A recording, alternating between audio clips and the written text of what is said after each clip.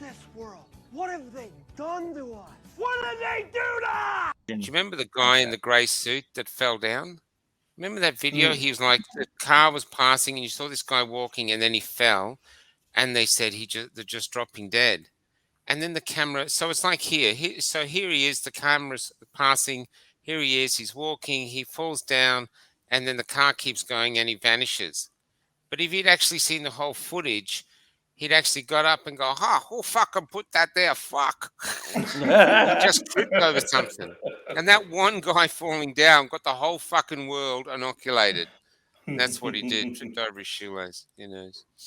Yeah. Just to quickly respond to OK Cho. So Grant, she said we know you didn't are fight. Grant. That's his name. You didn't Grant. fight. You followed getting the jab. And look, technically, I guess you're right. At that point, I did. No, but wait on. Let me tell you about Grant. Grant had a partner in America, and he got vaccinated. I interviewed him, and he didn't want him to get vaccinated, but he got vaccinated and ended up in hospital. And they'd been together for 5 years, and they were basically working so they could get a place here and this, and they were very, very much in love. And then Grant is driving somewhere, and he gets a call from someone he hardly knows from America to say, your partner's dead. And they taken the second shot and they died. So Grant is angry about that. So it's I don't agree with what he's saying to you, Wayne, but I sympathise with Grant too, because he's still a very damaged human being from that. He's a lovely man, but who's we're damaged. Sorry? Both sides. Oh, joke. Oh. Both sides have been. We've all been violated. Doesn't matter what side you're on. We were put in extraordinary situation.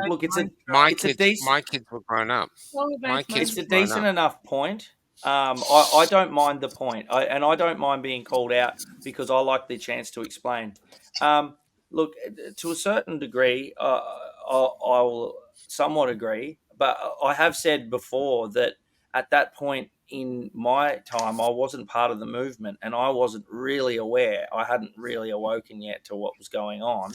I was just trying. I was in the baby bubble, man. Like if you have children, you know, there's this bubble of time where you just don't really get your head out of the water for a breath. You just go to work and you do what you got to do, and suddenly you're not allowed to do things, and you don't really know. And then you're getting told that you can't do anything unless you do this thing, and you're going to lose the house, you're going to lose the mortgage, you're going to lose the kids, you're going to lose everything. So you just do it, and it's not until later that I started seeing the problems.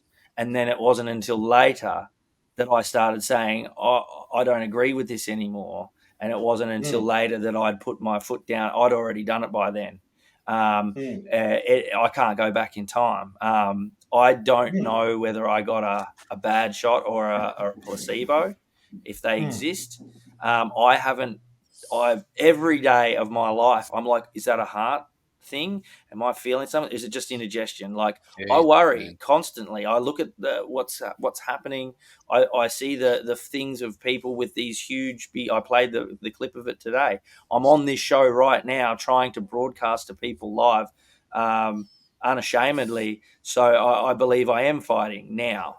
I just wasn't aware at the time, and that's how they work. They choose to do it to people in a way that makes you feel like, well, I don't really know any other way. Fuck it, I'll just do what I'm told. Surely they know, and the science hadn't even been done for them at the point when that happened. It was just chaos, especially in Melbourne. So, look, I didn't fight then. I'll fight now.